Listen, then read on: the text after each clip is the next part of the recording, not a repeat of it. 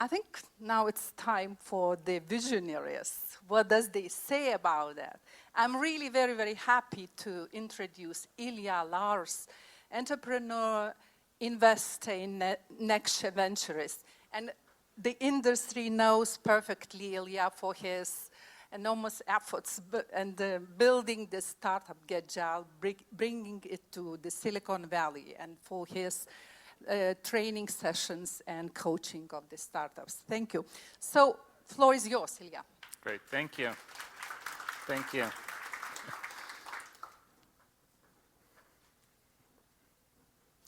So, yeah, as you said, still a lot of people don't understand the difference between cryptocurrencies and the blockchain. And I just remember at the very beginning of the internet, a lot of people believed that Netscape is the internet. So it does take a little effort and a little bit of time to tell the difference. So I will just run through super high level say presentation on what the blockchain is, what it is today, what it was last year, and on the super high level, what kind of opportunities, what kind of areas it will affect and definitely change in the next few coming years. And at the beginning, I would go as far as saying that my personal belief is that blockchain today is similar on its potential to what internet was in 1994. So imagine yourself back in time, 94, internet just beginning, and knowing what you know now about what it's developed into, and imagine the possibilities that you could really have if you knew that. So hopefully this is what blockchain is today. To start with, I'll start with super simple things. Again, I do apologize, professionals in the crowd who say, hey, this is just granted, this is pretty simple. So I definitely want to set the floor before going into what was really important, exciting, and what might change our lives. So blockchain possesses some really important principles. It's decentralized. Decentralized means that if we're talking about the data storage, it is not stored on a single computer. It is not stored on a single cloud or a distributed cloud belonging to a single company. It is really stored in millions of computers throughout the world. And an easy way to perceive that is imagine torrents. And how many of you actually have used torrents for educational purposes, of course? Okay, so for the rest of you who used but did not raise their hands, I'll say that the data distribution is pretty much similar, and if torrents have taught us something in the last 10 years is that it's unkillable infrastructure, right? You cannot close a single service, a single node, a single path, a single cloud. It still exists. So very similar fashion, the first thing to understand about the blockchain is that every piece of data is copied and multiplied millions of times and is stored in a big database which is distributed globally. So you cannot shut down a country, you cannot shut down a computer, you cannot shut down a cloud. It just exists. That's pretty powerful. That enables the shift from the cloud infrastructure, which has dominated the web, in the last 10, 15 years, to decentralized data storage, unlocking all the opportunities that are related to that. Again, these are pretty simple, basic principles, but they are super important when we talk about the new opportunities and possibilities. The second is encryption. Again, the movie in torrents, it doesn't really matter if somebody sees it or not because it's not sensitive. It's meant to be to everybody. But if you're storing your financial information, apparently you don't want hundreds of millions of computers to have access to your financial data or personal data or medical data. So here comes the encryption principle or technology that basically enables you to store information in a super secure and safe way by encrypting it. And again, given that the Bitcoin has demonstrated that even with a huge financial incentive to break it, we're talking about $200 billion, the current value of or incentive, if you could say that, for breaking that. Not a single time in the whole history a single breach to specifically encryption mechanism has occurred. And if you say, hey, like we heard about tens and hundreds of millions being stolen, so every single one of these cases is not the encryption per se itself. It's related services, it's human or somebody else. So the core technology has proven to be super powerful. That means you could place any sensitive information, whatever, on the network, and it was safe, secure, and in fact much more secure relative to public registries or cloud or single computer, whatever model you use. And finally, it's continuous and irreversible, because apparently if you're talking about data in general, it's one thing to know exactly what the things are now today. So again, if I compare it to the Bitcoin network, apparently it's pretty important to know how much Bitcoins, how many Bitcoins you have on your specific account, but it's also super important to know the whole history. So if you talk about the specifically Bitcoin application, then every single transaction from the beginning of time has been recorded, encrypted, encapsulated, and stored. So the whole state of change of every single piece of information has been recorded, and you cannot go back in time and reverse that, right? So, so that means that whatever happens, it's there to stay forever. And that basically enables a manipulation-free access to information, which you could prove backwards. Yes, it was exactly like that. And Peter, in fact, transferred Mary €100, like whatever, 10 years ago. And we can prove that by just like accessing the database. So these are the three fundamental principles that the blockchain has brought. And again, not a single one of them is like really new or something fundamentally new, but it appears that combined, they brought a super interesting technology that could be used everywhere. Again, nothing specifically new on that specific slide, right? It's an illustration how a Bitcoin application operates on top of a blockchain, right? So Bitcoin is just like a currency application running on the top of a blockchain. And basically, again, there are a couple of things that are like pretty interesting about the way it works. The model is pretty simple. I'm sure you've seen it multiple times. Just for those of you who possibly haven't, I'll explain how it works. So in a super simple transaction, if I want to transfer, say, 10 Bitcoin to some, well, let's take 5 Bitcoin because 10 is too much. So 5 Bitcoin to somebody else, I just like place a request on my computer, so on my wallet, and then the request is streamed to the whole network, and a couple of things happen. One is every single network computer where information is streamed is actually comparing my key that I'm signing the transaction with, the available balance on my account, and the availability of the account where I'm trying to send the money to. So all the information is basically checked against the local copy of the database. And if a transaction is validated, so yes, indeed, my records show that Peter does indeed have the 5 tokens or 5 Bitcoins on his account, and indeed that crypto signature belongs to Peter, so therefore it's an authorized transaction, etc. So basically, I validate the transaction. And here comes the principle of majority voting. So if majority of computers agree, yes, the transaction is legit, basically it's validated, encrypted, put into the whole blockchain and distributed everywhere, and that's it. From that moment, it exists here forever. Now, if totally the opposite, if I'm trying to send some fake information and saying, hey, like I want to send like 100 million Bitcoins to somebody else, and the computers on the network say, hey, you don't have those Bitcoins, the transaction is not validated, therefore it's rejected, and therefore it's not happening.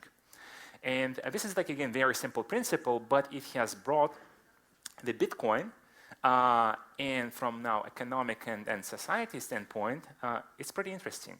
We've built an application that belongs to no one, that is controlled by no one, that does not require any single human to operate, and it is like far more reliable, far more secure, and far faster and far cheaper than the whole banking, money, etc. infrastructure built by the humankind, right? And moreover, it's digital, therefore it's compatible with anything digital you want to build upon that. So think of that, like we produced a instrument that is just run automatically there. And you don't need a single human to run the whole thing. It's just like there, operates, and it's not controlled by anybody. So on the one hand, apparently a lot of people saying, hey, like the Bitcoin is volatile, so you can't really use that. It's not backed by anything. But the history has shown that the trust, the public trust, which comes with a Bitcoin, by apparently seeing that there is not a single like body or entity or institution or a bank who could print more Bitcoins. Therefore, you cannot print more money, you cannot fund your deficits, or you cannot fund your wars. That has led to a trust, which is basically compared to the trust you already have in the traditional strong money systems. So this is something that has brought a lot of, say, philosophers, thinkers, visionaries, etc., to say, hey, like maybe there's something in there. So that is like history until now, and apparently Bitcoin is the most known, the most widely successful application on top of the blockchain. What's next? So the technology itself is apparently super compatible with anything data storage, right? So the principles that I mentioned, decentralized, encrypted, and continuous and reversible, apparently are super applicable about any kind of data storage, right? So think of industries like identity service. And right now, imagine how complicated the government service is on issuing you passports, right? You run this paper thing, you run public registry, crazy expensive, inefficient, slow, etc., etc. Again, technically, your identity could be there, part of the blockchain, and trusted much more than you could trust possibly a whole passport ecosystem, and it's fair running without a single human. Think of ownership. Like the one area, for example, which is like just begging for tokenizing and crypto economics is real estate, right? So right now, owning a house is part of the public registry platform and system. So paying a couple €1,000 for change of ownership is just like nowadays is nonsense complete. Right, and requiring a physical person to come in, sign, and then notary confirms you, and then stores the new data in the registry, etc. Imagine the difficulty, pain, slowness, inefficiency, and security, incompatibility with digital, etc. Could be replaced like that with a blockchain application where the whole ownership about every single house, every single property, every single building could be just like publicly stored on the blockchain, accessed by anybody when you need it, amend it, change it in every way you want to, and moreover, again, compatible with the whole digital ecosystem that the world is building.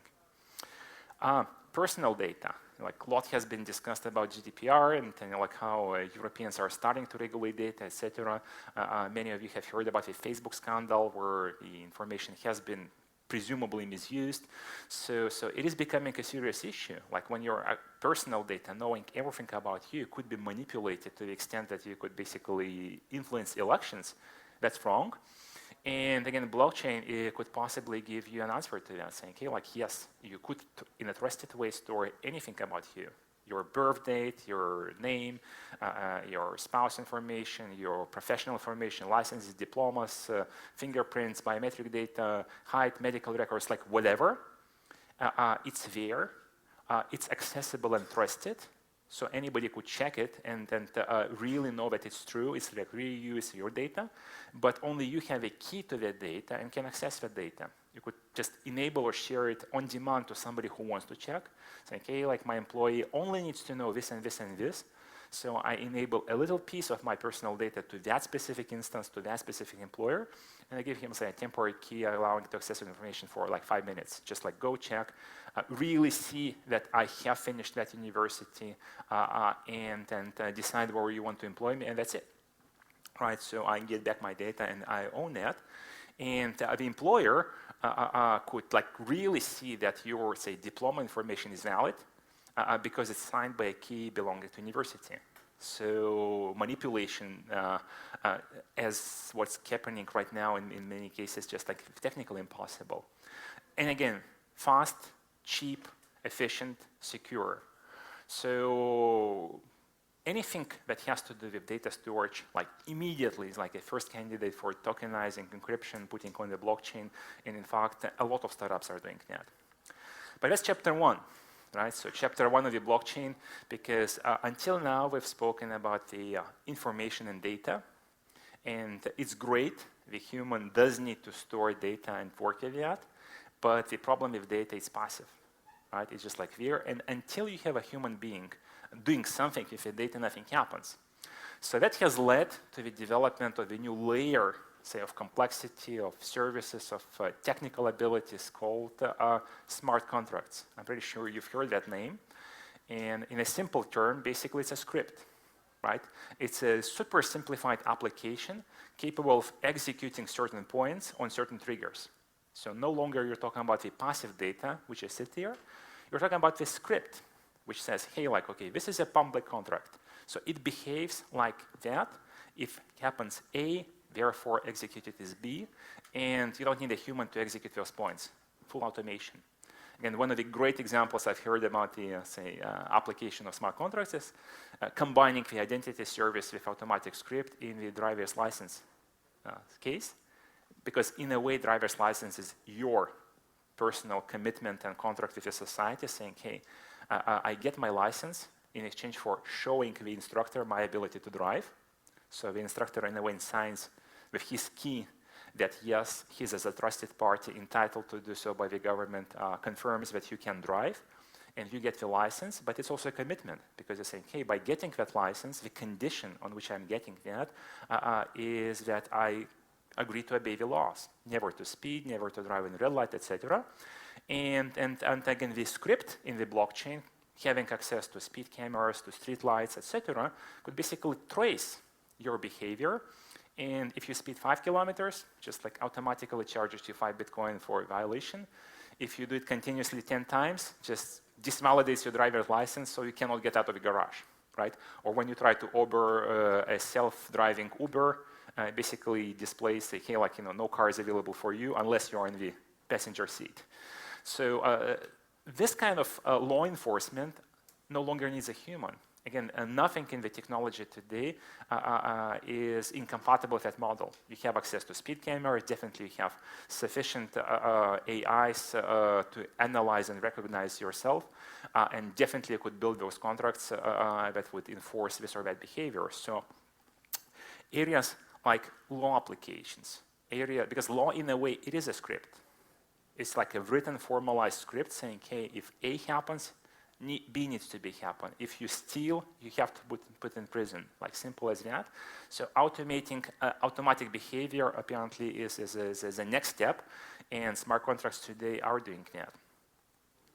Beyond that, and this is something like which is for now future, but definitely this is coming, and I would say 5 to 10 years we'll see a lot of practical applications on what we call decentralized applications. Right? So very similar as, like chapter 1 is about distributed, decentralized, secure, safe data. Chapter 2 is about scripts and automated behavior for smart contracts. Now the chapter 3 is about putting proper full-scale complex applications on the blockchain, capable of running complicated tasks. Right now there isn't enough computer capacity. Right? Because the weakness today of the blockchain is that because everything simultaneously happens on every single node, there isn't enough processing capacity to process complex informations. Right? Complex, I mean running AI, which requires gazillions operations and super powerful processors. Now multiply that across like 100 million computers and multiply that across like 10 million applications, that happens a huge processing capacity, which is not available yet. But it's only a matter of time. Apparently, based on the Moore's law, we are going to be there in the next few years. But now imagine you can put AI, complex AI, capable of analyzing faces, running complex calculations in a decentralized way, which you can program to do anything. So areas like government, right? There's like a lot of people saying governments are the most inefficient form of human organization because they are monopolists in providing their services. And they are just as monopolists, they don't have competition, so they fail to do efficiently what they are asked to do because there isn't any pressure. And if you look at the government, the modern, it's like a set of services. They give you identity service, they give you law service, they give you medical, social security, etc., and not a single one part of that couldn't be placed on the blockchain and part of the new global network, just as I explained how potentially, hypothetically, law enforcement on the driver's side could work. You could automate and place on the blockchain like any set of government services. In fact, countries like Estonia already starting to say flirt a little bit with electronic residency, electronic identity, concepts like government as a service, like pick your services, pick your jurisdictions, pick which specific services you are buying for what specific money, etc. But again, the next step is replacing the e-government as the we-government. We'll basically imagine a blockchain application for every single purpose. Now, area like public commerce. And this is super interesting, super exciting, because if you really look at the technology today, the form in which it is run is a formal modern corporation.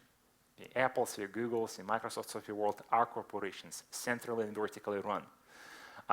And the Bitcoin example has shown that there is alternative, right? You don't need, in fact, a corporation, owners, shares, directors, people at all to provide massive services such as finances, right? And the ICO model has, in a way, showed that there is a super powerful economic model that would provide super strong incentive for the initial groups of founders to basically put together a service. And again, as opposed to shares and corporations and legal firms, etc., get themselves tokens, and then enable the service to the society, give it to the society, get the economic feedback back from the society in terms of tokens, and remove themselves, leaving the whole service there to run. Right? So forget like those legal entities, forget those companies, etc. The Bitcoin example has shown you don't need all of that to make massive things. And that in terms enable, there isn't a term for that, but different people call it differently. So Tim Draper, famous Bitcoin investor, calls it funding the movement, right? And again, he basically says, hey, like in ICO, you don't really invest your money in something. Basically, you buy a piece of movement, right? You're saying, hey, if I want to protect, for example, animal rights, and somebody is building an automated blockchain application that traces, analyzes for video cameras, human versus dogs and cats behavior in cities, and is meant to identify the bed makers. So the moment you beat the dog, it identifies your face, matches you with identity, and reports that to public, to police, like to whoever. You could say, hey, yes, I like the dog, so I want to buy a piece of that service, and there is a team and a company who will do that, again, throw it on the society, remove themselves, because you don't need them to really run, and here you are. Like there is an automated network doing all the services, watching for the rights of dogs, and punishing automatically the people who don't obey them, right? So these are the examples that are unlocked and available by the technologies like blockchain. Once again, these services are not there yet, and then a couple of things I would say highlight, I think, which are like key and essence, that are like, say, pearls in the rug, diamonds in the rug, that I think ICOs and crypto economics has showed us. One is the whole mining as a process, economically, is marvelous, right? That means the community has invented economic way to compensate infrastructure, investors and providers in a standardized way. So I place my machine, it runs there, I plug internet, I plug the electricity in, I don't sign a single contract. I don't need like a contract that somebody would pay me money for renting my machine, etc. It automatically prints money for me in exchange for me giving that little piece to the society. So when you think of that, the very moment, the very format of the transactions, to me as economist is marvelous. Because I say, hey, like this allows infinite scalability and zero bureaucracy. Like imagine alternative, like when you sign up for a mobile phone, like you sign up a bill, and then you sign up a contract, etc. So imagine the overhead related to a simple relationship, like using the communication. This has been decided, and therefore mining as a process, separating, saying, hey, like these are the infrastructure providers. There are like gazillion of them. This is the economic model which incentivizes them to plug in machines and plug in electricity and resources and internet, etc. And then there's a separate class of users, the application developers, the platforms, etc., who have access to those. And there's a token which automatically solves the whole thing, sets automatically economic incentives. And you could run infrastructures comparable by their complexity, by their power, by the size to the huge clouds that currently Googles and Apples and Amazons only are using, and enable them to the community in a decentralized way. So to me, that's like fundamentally different and super powerful, super exciting. Now the second apparently is, for better or worse, currently technically the machine is so resistant to any intervention, any hacking, etc. And a good example of that is, like many of you probably are following Telegram versus Russian government debate, who's right, who's wrong, etc. But to me, it's a proof that even the country with big resources can't really break in the encryption and cannot like really resist the technology that's coming. To me, it's a clear proof. It will find the way. So a rhetorical question, I don't know the answer, like if a deregulated, decentralized society is good or bad, because apparently it enables a ton of things, but on the both sides.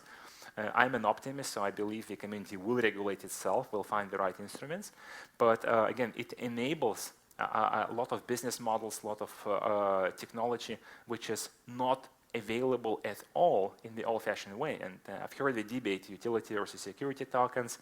And in a way, utility token has been, it's like a slipping through all those nets that the government has put on regulating the space.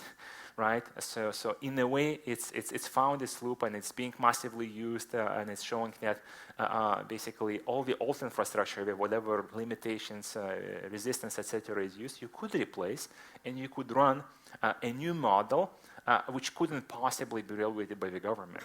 Again, for better or worse. So, and apparently, the final example or the final, say, little piece that I would highlight is this new model, where you don't need a company, you don't need a corporation to develop, make, and run a service. To me, that's like a discovery, saying, hey, that's cool. Like, we don't need all this, like all the instruments that existed in the past. Apparently, we've seen examples and we know how to build things without the old limitations and formats that are used in the past. So, sorry for being concise and short, time is short, and I know we're having a little discussion, so thank you. Thank you, Ilja. Brilliant, brilliant. Great applause.